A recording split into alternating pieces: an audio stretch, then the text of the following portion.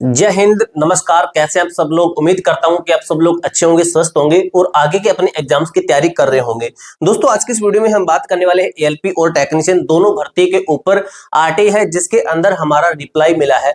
Reply क्या है जिसके अंदर आपको पता चलेगा, अगर आपने टेक्नीशियन का फॉर्म भरा है और आपने इस जोन से, जो अभी आपको बताऊंगा आरटीई के अंदर इस जोन से फॉर्म डाल दिया है, तो आपका कंपटीशन अच्छा खासा है। अगर आपने एएलपी से फॉर्म भरा है और उसी जोन, सेम जोन का डाटा है, उसी जोन से फॉर्म डाल दिया, तो आपका कंपटीशन कम रहने वाला है। वो कैसे आपको अच्छे तरीके से क्लियर करूंगा। ठीक है, ये जोन डाल दिया ना एएलपी से, तो आपका सिलेक्शन दोस्तों निश्चित है।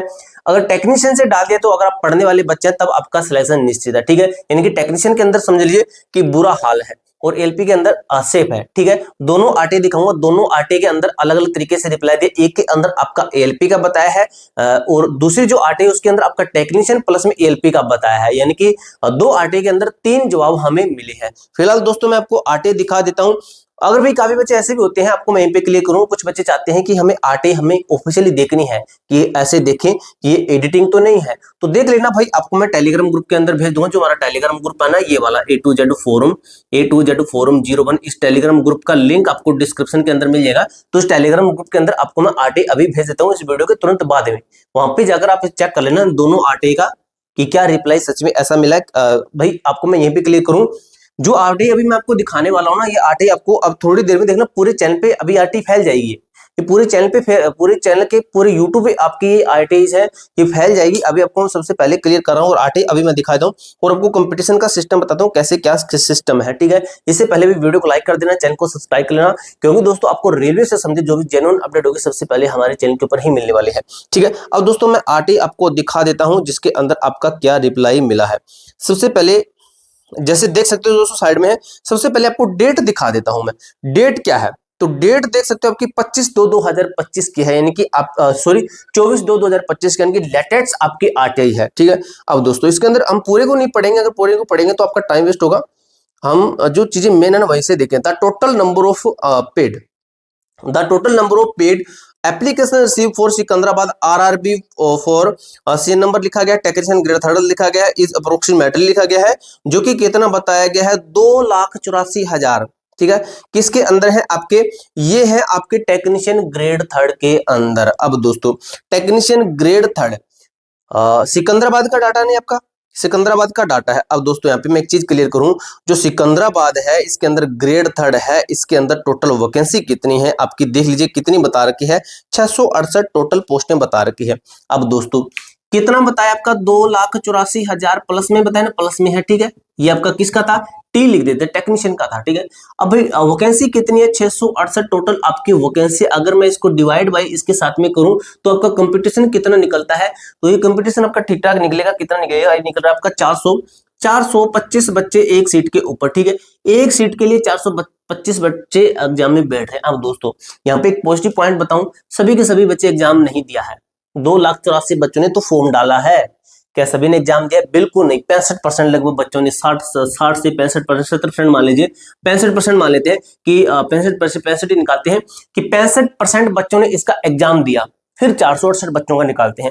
ठीक है, 65% अगर एग्जाम देते हैं तो कितना आता है आपका, 1,84,600 कैंडिडेट्स आते हैं, जो कि हम करते हैं 668 से डिवाइड बाई करते हैं, तो आपका कंपटीशन कितना निकलता है, आपका निकलेगा 200 समथिंग निकलेगा, 276 बच्चे। ठीक है, 276 बच्चे एक सीट के ऊपर है, 276 बच्चे एक सीट के ऊपर है। ठीक है, अब भाई अब मैं आपको एलपी का बताता हूं। ठीक है, सिकंदराबाद से, ठीक है, कंपटीशन ये आपका इससे भी कम हो जाएगा। ठीक है, इससे भी कम रहेगा, लेकिन इससे प्लस नहीं हो सकता, इससे कम रहेगा। ठीक है, अब क्योंकि मैंने तो इसका 65% माना है, इससे कम भी अटेंडेंस हो सकते हैं, लेकिन इससे ज्यादा नहीं जा सकती, क्योंकि लगभग सभी एग्जाम से इतनी रहती है। ठीक है, जो बच्चे ये सोचेंगे कि भाई लेवल थोड़ा सही है इसका, एग्जाम मतलब हाई लेवल का है, रेलवे की पोस्ट है तो ज्यादा अटेंडेंस प्रतिशत रहती है, तो गलत बात है। सीजीएल का देख लीजिए कितना रहा था, 50 से भी कम रहा था। एमटीएस का देख लीजिए कितना, 50 से भी कम रहा था। ठीक है, तो भाई एग्जाम का लेवल नहीं है, वो डिपेंड होता है कि कितने बच्चे वहां पे एग्जाम देने के लिए पहुंच रहे, कितने बच्चों की तैयारी है। एएलपी का आपको मैं दिखा देता हूं अभी, एएलपी का आपको मैं आरटीज है जो कि दिखा देता हूं, थोड़ा सा वेट कीजिए। इसके अंदर ही देख लीजिए, ये है आपका एएलपी का है, देखिए क्या लिखा है, ALP for Secunderabad RRB approximately 2,73,000। ठीक है, अभी इसका मैं आपको ये भी दिखाता हूँ, ये भी आपका सुबह ही मिला था। ठीक है, 24/2 की है आपकी आरटीई, इसके अंदर 2,73,000 बच्चों ने फॉर्म डाला था। ठीक है, कितने 2,73,000। अगर सिकंदराबाद के अंदर हम बात करें कि टोटल वैकेंसी कितने 665 और 1863 को जोड़ें तो 2528 बनता है। 2,73,000 आपके टोटल कैंडिडेट हैं।